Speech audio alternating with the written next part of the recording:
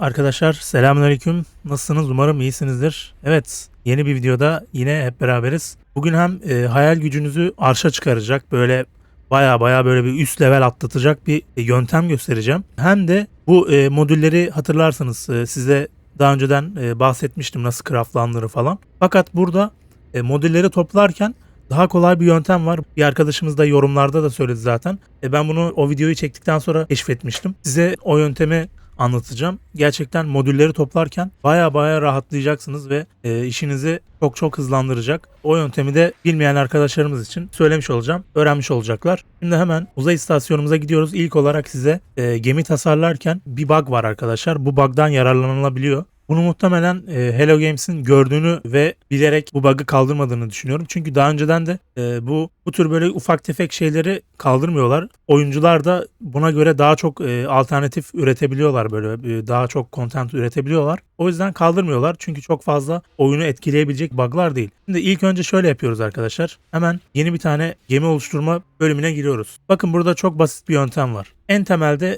Hemen en temelde yerleşmemiz gereken modülümüzü yerleştiriyoruz. Hemen üstüne böyle iki tane walkway koyacağız. Bunların hiçbir önemi yok. Tamamen hayal gücünüze bağlı. Bir tane böyle, bu arada en altı takıyoruz bunu.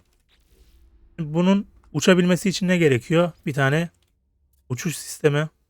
Ama bunu üste takıyoruz, dikkat edin. Ardından bunun buna bir tane reaktör lazım. Reaktörümüzü de ekledik. Buna bir tane silah lazım. Silahımızı da ekledik. Son olarak buna iniş çıkış modülü lazım. Hemen onu da yerleştireceğiz. Fakat ondan önce bakın şu ortadakine.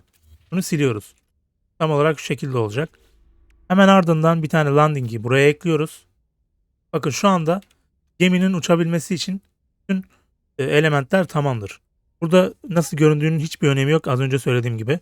Şimdi bunu arkadaşlar kaydedeceğiz. Şöyle envantere ekleyeceğiz. Bakın bu gemi artık bu şekilde de olsa uçabiliyor. Şimdi biz bunu hemen öndeki kreatif bölümüne geleceğiz. Şimdi geminin ön tarafına doğru ilerliyoruz. Bakın burada bir kreatif bölümü daha var. Gördüğünüz gibi. Buraya geldiğiniz zaman tekrardan Create New diyorsunuz. Şimdi burası çok eğlenceli. Bayağı bir seveceksiniz bunu. Şimdi şöyle bir bug var. Burada kullanmak istemediğiniz bütün parçaları silebiliyorsunuz. Yani şu şekilde. Şunu sildim, şunu sildim, şunu sildim, bunu sildim. Ve şu alttakini de iniş çıkış takımını da sileceğim. Bu şekilde kalmasını istiyorum.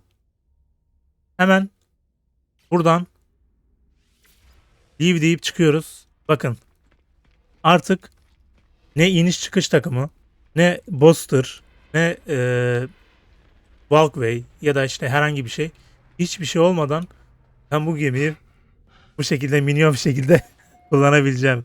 Abi çok iyi bir olay ya. Şuna bak. Yani bunu istediğiniz gibi çevirebilirsiniz. İstediğiniz gibi kullanabilirsiniz. Tamamen sizin hayal gücünüze bağlı. Böyle bir bug var. Bu tabii ki de çok en basit minimalist bir çalışma. Bunu da kaydedebilirsiniz. Şöyle dışarıdan da bir bakmak istiyorum buna. Lan çıkamadım.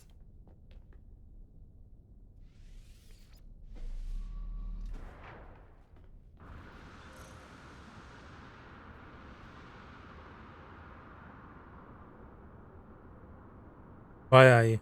Bayağı iyi. Evet, şimdi hemen hızlıca gemimize geri dönüyoruz.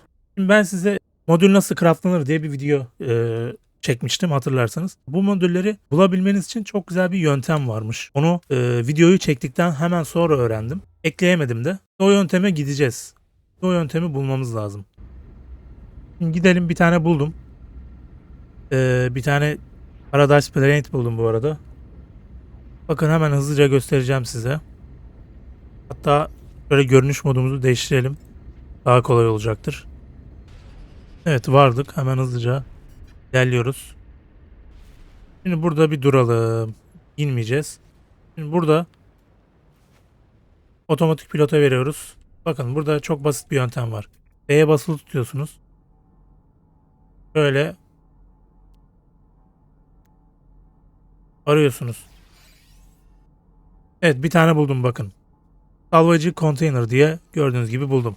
Hemen buraya hiç inmeden tekrardan gemiyle biniyorsunuz. Bakın bu görünüş moduna geçmeniz de önemli çünkü daha kolay ateş edebileceksiniz. Bakın buldum, hemen oraya doğru gidiyorum. Hiç yeryüzüne inmeyeceksiniz. Çok basit. Bakın tam bu noktaya